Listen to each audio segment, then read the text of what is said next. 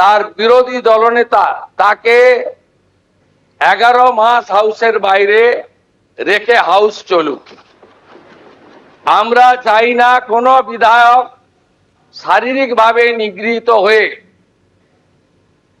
কোনো হসপিটালে বা ডাক্তারের কাছে যাক, এটা মারামারি করার জায়গা নয়। আমরা চাই দায়বদ্ধতা, ভাষা প্রয়োগের শালীনতা। আমরা চাই সংবিধানকে মাথায় রেখে সংবিধানের যে 3টি বিষয় রয়েছে, for the people, by the people, of the people, সেটাকে মেনে আমরা এই বিধানসভাকে এগিয়ে নিয়ে যেতে চাই। আজকে দীর্ঘ বক্তৃতা করা উচিত নয়।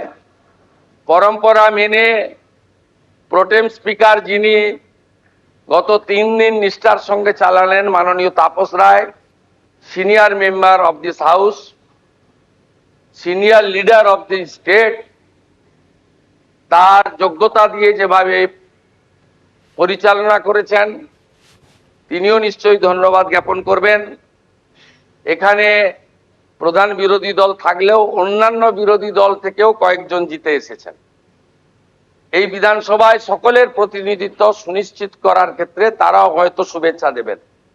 আমি আশা করব আমাদের স্পিকার মহোদয় ঘোষণা করবেন আমরা পরে কবে বসবো, সেটা আমার ঘোষণা করা উচিত নয়। কারণ মাননীয় স্পিকারের চেয়ারের মর্যাদা, তিনি নিশ্চয়ই সরকারের সঙ্গে পরামর্শ করে চলবেন, কিন্তু তার চেয়ারের মর্যাদা, তার সম্মানের মর্যাদা আমরা অক্ষরে অক্ষরে পালন করব। কারণ তিনি এই হাউসের কাস্টোডিয়ান। তাই আমি আশা করব পরবর্তী বিধানসভার যখন পূর্ণাঙ্গ বাজেট অধিবেশন হবে, মহামহিম রাজ্যপালের বক্তৃতার মধ্য দিয়ে, তার আগে সর্বদলীয় মিটিং, বিএ কমিটি, বিভিন্ন হাউস কমিটি এবং standing committee formation, public accounts committee তৈরি করা, ফিনান্স কমিটিগুলির নির্বাচন, সব ক্ষেত্রেই এই বিধানসভায় ডাক্তার বিধানচন্দ্র রায় থেকে শুরু করে বিগত দিনে যারা দিকপাল স্বাধীনতা সংগ্রামীরা, অজয় মুখোপাধ্যায় থেকে শুরু করে,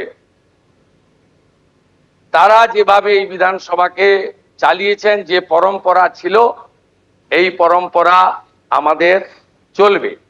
এই বিধানসভায় সংস্কারেরও দরকার রয়েছে। ইলেকট্রনিক্স ভোটিং মেশিন এখনো শুনলে আপনাদের খুবই পরিতাপের বিষয়,